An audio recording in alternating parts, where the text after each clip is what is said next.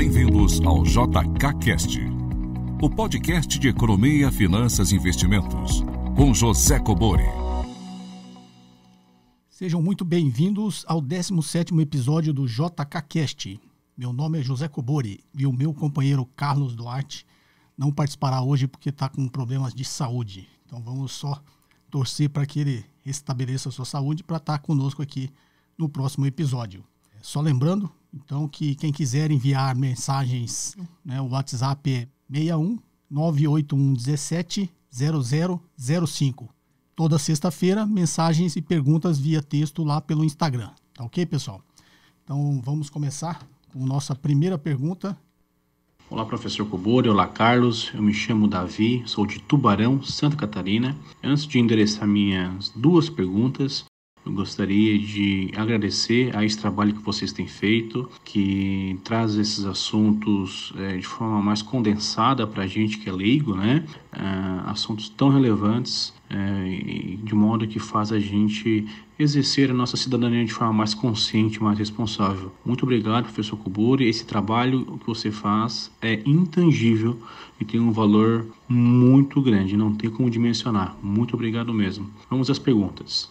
Sabe-se que os maiores pesos da inflação é alimentação e transporte. Sabemos também que o IPCA atualmente está em 4,31% e que o combustível não está nada barato. Como pode o IPCA estar baixo, comparado a 9% há poucos anos atrás, na época da Dilma, mas que a impressão de quem está aqui na base da pirâmide é que o custo das coisas não reduziu significativamente? Por que temos um IPCA baixo, mas parece que não sentimos isso? Será que tem a ver com os mecanismos de transmissão da política monetária? E se sim, já não passou mais de 6 meses, ou tempo suficiente para que o efeito corra, de modo que já possamos sentir o efeito disso? A segunda pergunta é sobre a DRU, que certa vez o senhor, ao explicar a importância e a necessidade da reforma previdenciária, comentou que ia discorrer sobre a DRU em um outro momento, mas acabou que não falou mais. Eu, pelo menos, não localizei nenhum conteúdo a esse respeito especificamente. Muito obrigado. Bem, Davi, obrigado por suas palavras. Você aí direto de Santa Catarina, uma satisfação poder transmitir conhecimento e saber que eu estou chegando longe assim, não tão longe. Já estamos no Brasil, a gente já recebeu aqui perguntas de ouvintes fora do Brasil e, novamente, é sempre um prazer transmitir esse conhecimento. Mas vamos lá, Davi. Você fez uma pergunta primeiro sobre os impactos aí dos alimentos e transportes no IPCA, Índice de Preços ao Consumidor Amplo, é o nosso índice oficial de inflação. E eu acho que talvez haja alguma confusão, tá, Davi? Na realidade, de 2017 para cá, a inflação está subindo. Fechou 2017, se não me engano, 2,9%, 2018, 3,7% e agora esses 4,3% aí que você falou. Então a inflação vem subindo porque a taxa de juros está caindo. Eu já expliquei várias vezes qual que é essa relação da taxa de juros com a inflação. Então quando a inflação sobe, a tendência é o Banco Central aumentar a taxa de juros, isso é a política monetária. Chama-se política monetária justamente porque ao aumentar a taxa de juros, ele está atraindo mais dinheiro. Então, quando ele aumenta a taxa de juros, é a mesma coisa que ele está tirando liquidez da economia. Então, tira liquidez, menos pressão na demanda, a tendência é que os preços caiam. E o inverso é verdadeiro. Quando o Brasil estava já numa crise lá desde 2015, 2016, o Banco Central fez um movimento inverso. Agora ele quer estimular a atividade econômica, o que ele faz? Ele baixa a taxa de juros. Ao baixar a taxa de juros, o que ele está fazendo é injetando dinheiro na economia, injetando liquidez na economia. Tá? E aí muitas pessoas têm dúvida, não é só... Quando você baixa a taxa de juros, você está barateando o crédito. Quando você torna o crédito mais barato, é a mesma coisa que você está injetando dinheiro também. E aí esse dinheiro tem uma tendência de aquecer a economia, porque vai pressionar agora o lado da demanda. Demanda maior que a oferta, a tendência é que os preços aí sejam pressionados para cima e voltando aí uma certa taxa de inflação. É o que a gente veio acontecendo. A taxa Selic estava em 14,25, veio caindo. De lá que ela veio caindo, a inflação, o movimento inverso, aumentando a demanda. É justamente isso que o Banco Central quer, é aumentar a demanda para aumentar a atividade econômica, reduzir o desemprego, não é isso? E aí a tendência é que esses preços realmente voltem a subir. Eu senti assim, uma certa confusão na sua pergunta, me desculpe se não foi isso, mas me passou a impressão que você está achando que a inflação está muito mais alta na realidade do que reflete os índices aí de inflação IPCA de 4,3. Talvez haja alguma confusão, porque na realidade não é que os preços não estão subindo, eles passaram a subir numa taxa menor. O que é a inflação? A inflação é a taxa em que se aumentam os preços, não é isso? Então, 2,9%, em 2017 subiu 2,9%, em 2018, 3,9%, e agora em 2019, 4,3%. Então, a inflação está sendo pressionada novamente, na contramão, como eu já disse, da taxa de juros, mas não é os 9% que você citou lá do governo Dilma, né? Ou seja, qual que é a confusão? Os preços estavam subindo a uma taxa de 9%. Né? Agora os preços estão subindo a uma taxa de 4,31%. Em ambos os casos, os preços estão subindo, só que agora está subindo numa taxa menor. Talvez você fez uma confusão que você acha que como está 4,3 e lá estava 9, o preço tem que cair. Não, o preço continuou subindo, só que a taxas menores. Tá? Talvez seja essa confusão. E realmente o mecanismo de transmissão da política monetária, desde que o Banco Central anuncia um corte na taxa básica de juros, isso leva aí em torno de 6 meses para que a economia real, né, seja realmente afetada por essa nova taxa um pouco mais baixa, tá ok? Acho que eu já comentei também, a inflação, ela tem a inflação para mim não é a mesma inflação que é para outras pessoas, né? Então, porque isso depende do consumo de cada um. O IPCA é como se fosse uma média, é uma cesta básica, né, onde está lá tudo isso, esses itens que você falou, alimentação, transporte, moradia, está tudo lá. Né? Despesas aí com serviços básicos, água, luz, telefone. Então, tira-se uma média dessa cesta, que eles chamam de cesta básica, aí que calcula, o IBGE calcula a inflação, só que é óbvio que cada pessoa tem uma cesta, né, própria diferente. Né? Eu não consumo a mesma coisa que consome uma outra pessoa, você também não consome a mesma. Então, a inflação, o impacto real da inflação é diferente para cada membro, né, da sociedade. Então, talvez o que você consome aí subiu numa taxa muito maior do que essa refletida aí pela taxa de 4,3, né? Basicamente é isso, tá, Davi? E você fez uma segunda pergunta, se não me engano, sobre a DRU, né, a DRU. DRU, na realidade, é desvinculação das receitas da União. O que acontece? A Constituinte de 1988, ela colocou várias amarras em que o executivo, o governo, ele tem que destinar, é obrigado, né, pela Constituição, por lei, destinar os recursos para áreas ali básicas, né, como educação, saúde, previdência social. Então, tem já uma destinação para esse dinheiro, ou seja, o governo não tem muito o que administrar, ele simplesmente alega que ele estaria só repassando, né, a arrecadação de um lado para o que a lei está destinando. Então criou-se, né, lá no governo Itamar Franco, se não me engano, uma desvinculação, lá não tinha esse nome, se não me engano era Fundo Emergencial, Social, uma coisa assim.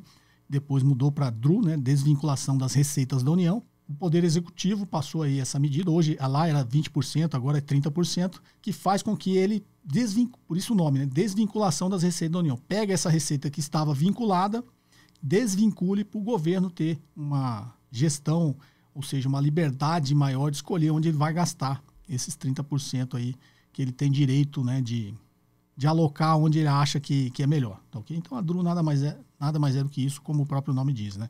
Desvinculação das receitas da União, o governo poder gastar onde ele quiser. Espero ter respondido a sua dúvida. Qualquer coisa é só mandar novos áudios. Tá joia, Davi? Vamos lá para a próxima. Olá, professor. Aqui é o Rafael, de Curitiba. A minha pergunta é o seguinte, referente a essa crise agora do coronavírus, qual que é a tua sugestão? Aportar mais, ou segurar, manter a posição em ações, ficar com o pensamento fixo a longo prazo, ou dá para tirar uma grana, ganhar um dinheiro em cima dessa crise? Bom, Rafael, obrigado aí pela participação aí direto de Curitiba. Na realidade, esse assunto do coronavírus está muito quente, né? Hoje é quinta-feira que eu estou gravando aqui o podcast e hoje a Bolsa simplesmente já abriu, né, no leilão. Para que vocês saibam, antes da abertura, né, aquelas ofertas de compra e venda, eles entram em leilão para que quando a Bolsa abra, ele já, né, as negociações passem a ser fechadas. Quando existe um momento como agora, esse leilão se prolonga um pouquinho mais porque geralmente a oferta de venda não está batendo com a oferta de compra justamente por esse pânico nos mercados, né? Então, hoje demorou um pouquinho para abrir esse leilão, né? E depois, quando abriu a bolsa, já de cara acionou o circuit break aí quando bateu em 10%, né? Chegou a bater, se não me engano, até 20% e fechou em 14%, negativo, né? De queda. E ontem eu coloquei um vídeo no ar aí, apesar de estar saindo daquela onda, né? De todo mundo comentando sobre isso, eu dei uma explicação aí um pouco mais para vocês, são aqui meus ouvintes, né? Meus espectadores lá no canal do YouTube, sobre o coronavírus, sobre essa guerra dos produtores de petróleo, sobre bolsa de valores, sobre ações, falei sobre tudo isso. Mas vamos lá, especificamente a sua pergunta, né? O coronavírus, quanto ao, né, o que o coronavírus está causando na economia e nos mercados, o que seria ideal fazer agora, né? Se aportar dinheiro, comprar ações, ou o que fazer. E o final da sua pergunta é ganhar com a crise, né? Então, assim, o final da sua pergunta é um pouco mais especulativa, isso eu não recomendo ninguém fazer, né? Que é tentar operar o mercado para ganhar em cima da queda, né? Em cima do desespero dos outros, né? Então, é uma coisa mais especulativa. Eu sempre recomendo ninguém tentar fazer isso, que é muito difícil, né? É muito mais um exercício de adivinhação do que uma operação ali realmente estruturada e pensada, né? Uma operação racional, ok? Eu sempre recomendo investir com base em fundamentos, né?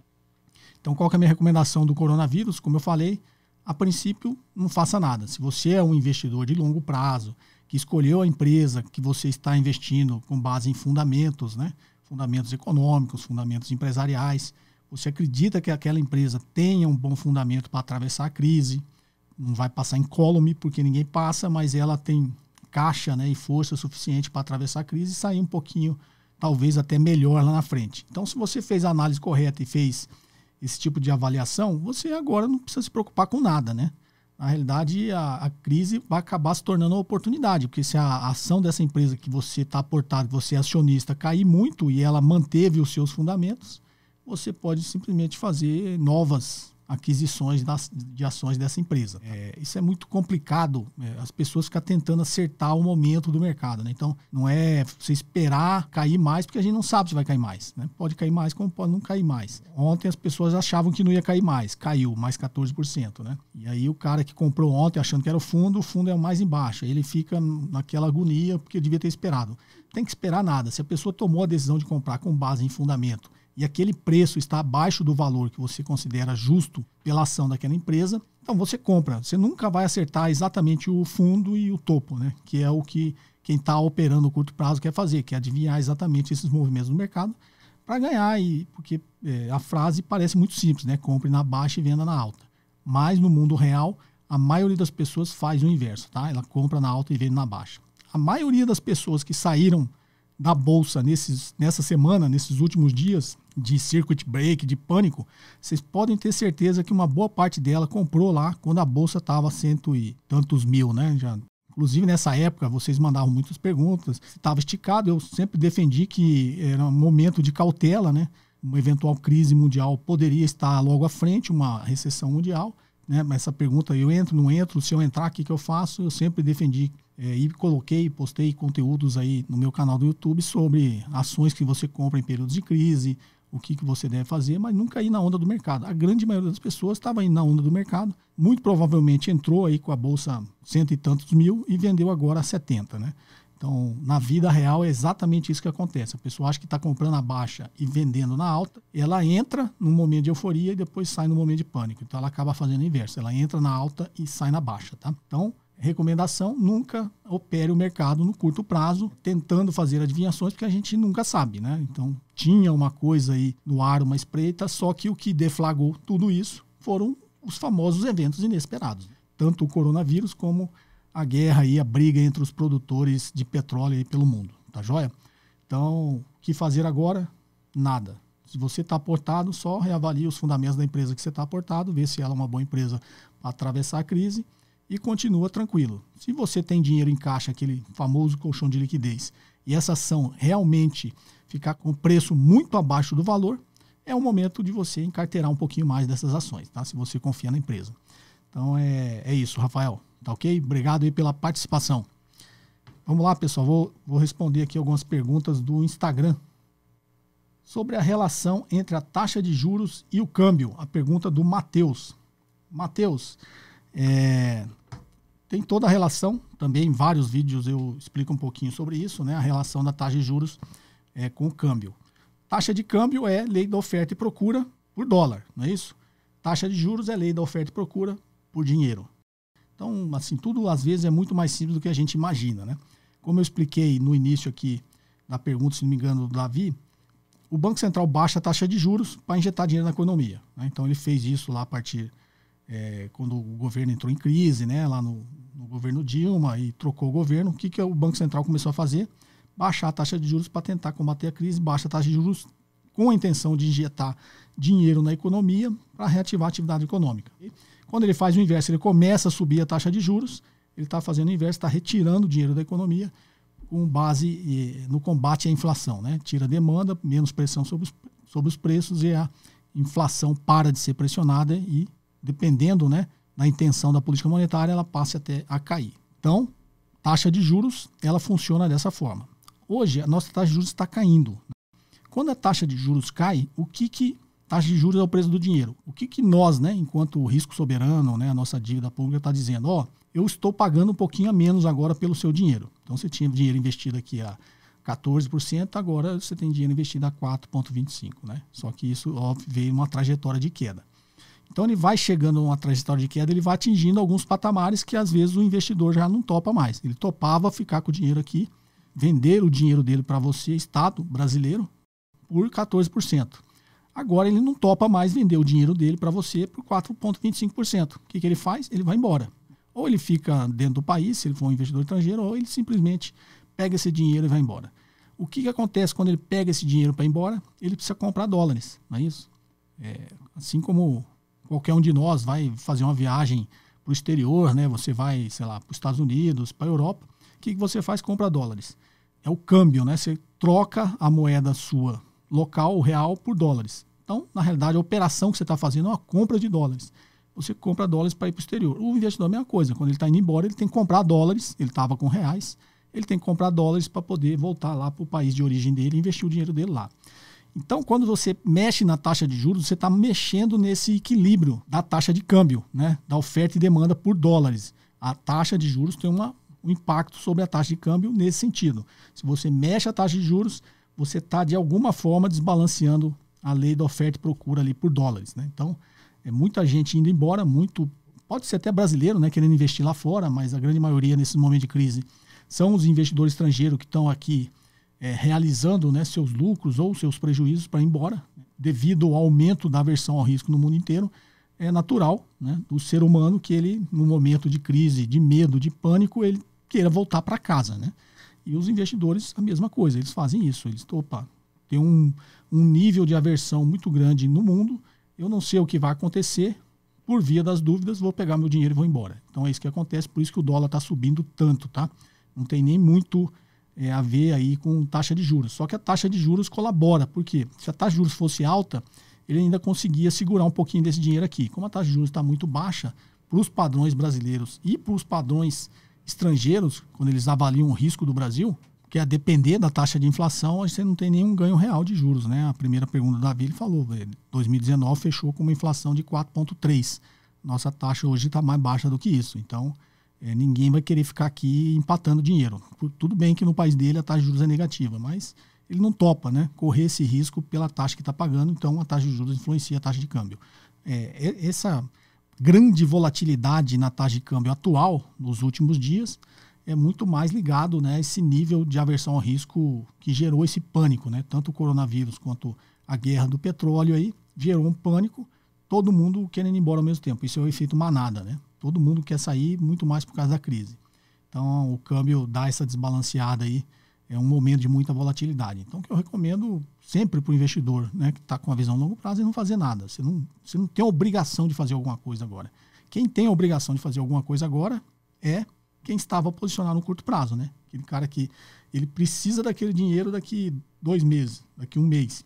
Ele está alavancado, como muita gente loucamente faz isso no mercado de ações, né? E até mercado de derivativos. Toma dinheiro emprestado para fazer operações em bolsa. Isso é uma loucura total, tá? Isso é suicídio. Então, mas tem muita gente que faz isso, tá? Eu conheço, eu estou no mercado há quase 30 anos, já vi várias histórias aí. Alguns eu conhecia, alguns eu ouvi falar, mas várias de pessoas que venderam o carro para operar na bolsa, né, para operar derivativos, pessoas que venderam o seu imóvel porque descobriu uma fórmula mágica de ganhar dinheiro no mercado de ações, e eu nunca vi essas histórias acabarem bem. Então, mas tem, a grande maioria das pessoas ali está ali, de repente, operando no curto prazo. Aí ele vê essa grande volatilidade, ele não tem como esperar, né? Ele fala, ó, esse dinheiro eu preciso, se eu tomei emprestado eu preciso devolver, mas se era um dinheiro meu, eu estou numa operação de curto prazo, eu estava a fim de deixar esse dinheiro no máximo um mês, estava fazendo minhas operações aqui de trade, né? Então, ou no máximo até o final do ano. E diante desse cenário, eu não sei, eu acho que no final do ano não vai recuperar a bolsa, então eu vou sair. Então, essas pessoas têm uma pressão por uma tomada de decisão de curto prazo. O investidor de longo prazo não tem essa pressão. Então, o que ele faz? Nada. Fica olhando, avalia, né? Estuda novamente os fundamentos das empresas que ele é sócio, nada mais natural, e você sofre muito menos do que quem está posicionado no curto prazo. Então, Matheus, espero ter respondido aí. Muito obrigado pela participação. Vamos para a próxima. Então, a próxima pergunta aqui é da Tânia Casella, né? Em tempos de crise e queda da bolsa, comprar mais bancos ou elétricas? Obrigado. Bom, Tânia, obrigado aí por você estar sempre acompanhando. Eu vejo que você sempre acompanha, não só no Instagram, onde você fez a pergunta, mas no YouTube também, Tânia. Então, obrigado pela participação, pela pergunta. Eu hoje, inclusive, recebi um puxão de orelha de um seguidor dizendo que eu não pegava perguntas femininas, né? Eu seria até um machista. Eu respondi, pô, mas só me mandaram até hoje uma pergunta via áudio feminina. E essa pergunta foi respondida aqui no JK Cash, e na época eu até falei que gostaria de ter mais participações femininas, né? Então, obrigado pela sua participação, Tânia. Mas se você me acompanha, eu vejo que você me acompanha sempre, eu não gosto de dar dicas nem falar que empresa ou que setores você deve investir. O que eu procuro transmitir para vocês é que vocês tenham conhecimento para fazer essa escolha. O que eu diria para você em momentos de crise? Em momentos de crise, as pessoas procuram as coisas mais seguras. Então, o que seria uma coisa mais segura em um momento de crise? Você lista lá várias empresas e vários setores e você vê qual vai ser o impacto de uma eventual crise mundial, uma crise na economia nacional, em cima daqueles setores e daquelas empresas. Então, se você vê um setor de produtos supérfluos, ele vai sofrer muito mais numa crise do que um setor de necessidades básicas. Como você citou, companhias elétricas. Tudo bem, uma crise vai reduzir consumo de energia, de empresas, né, da indústria, se produzir menos, eles são grandes consumidores de energia.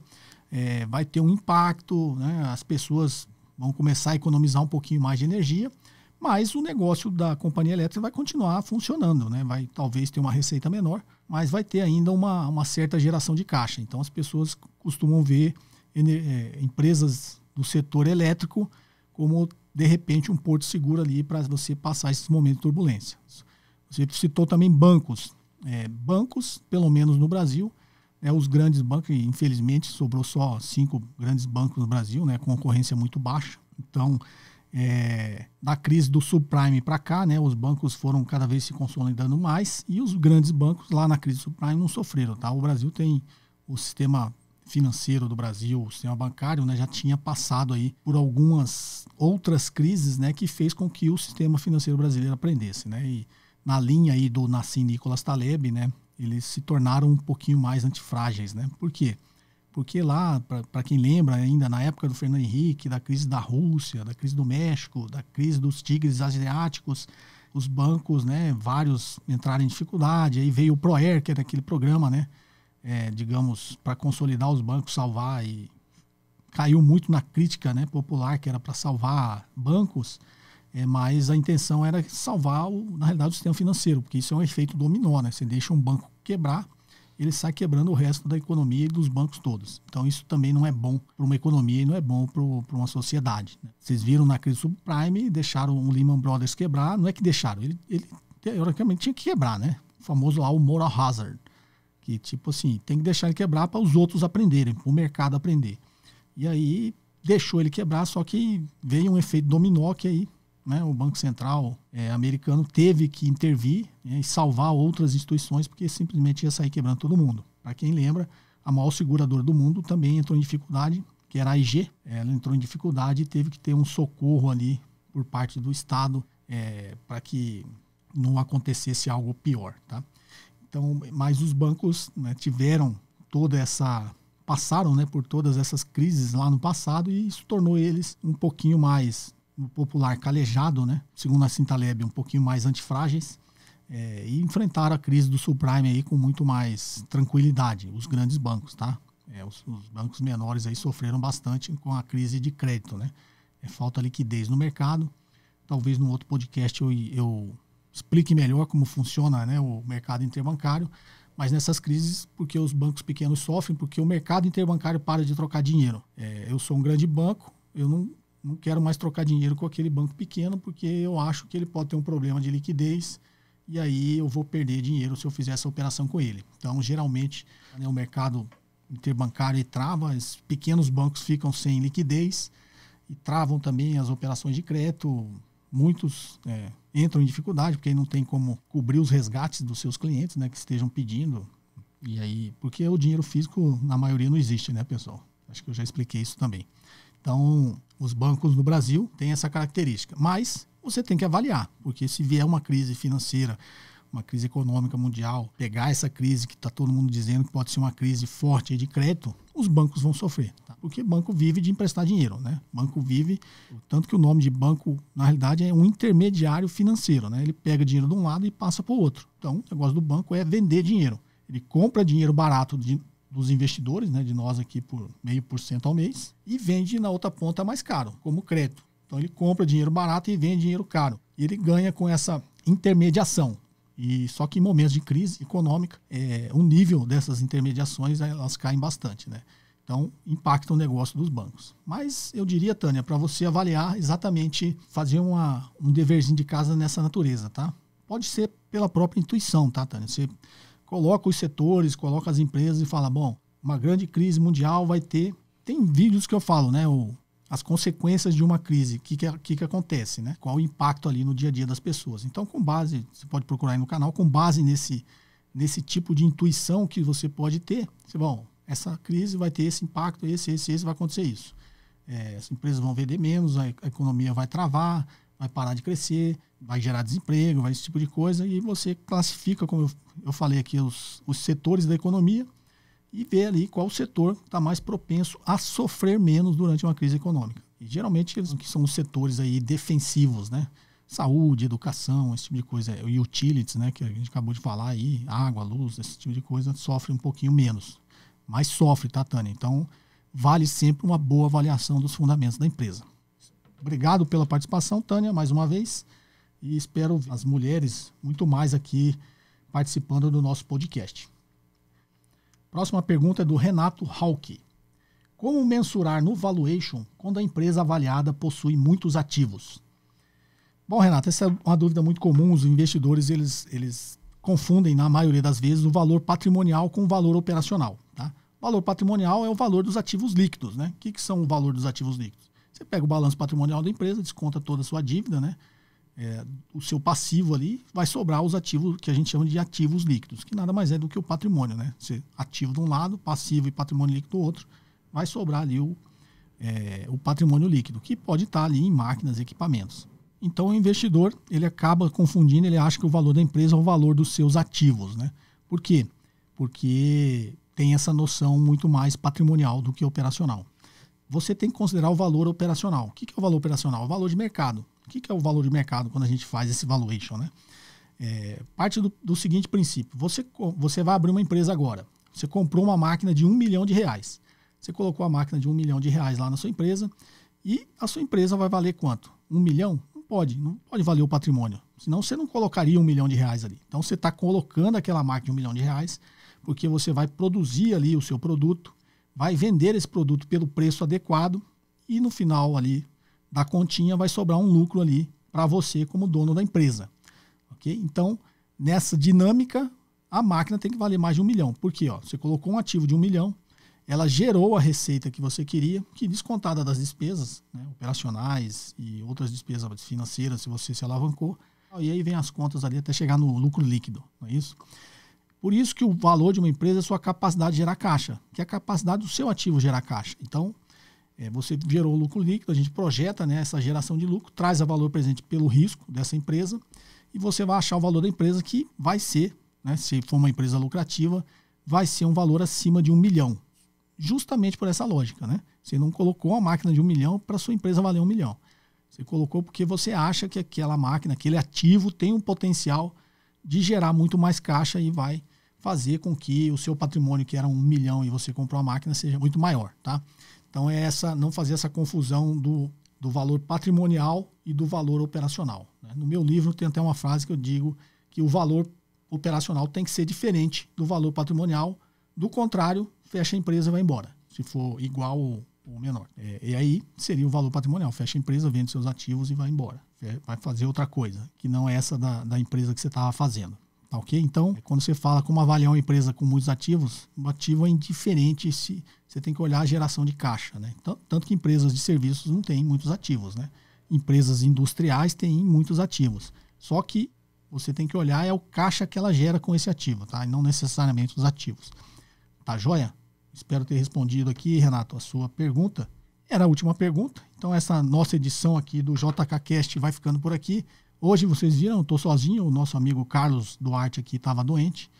Está doente, né? Mas vai voltar aqui no próximo episódio, tá joia? Lembrando o telefone para mandar as perguntas via áudio, 61 981 17 0005. Via perguntas ali no Instagram, toda sexta-feira, colocar sua perguntinha lá no Instagram, que eu vou ter o maior prazer em responder aqui. E, novamente, espero mais participações femininas, tá joia? Um forte abraço e até o próximo episódio. Você ouviu mais um episódio de JKCast, o podcast de economia, finanças e investimentos com José Cobori.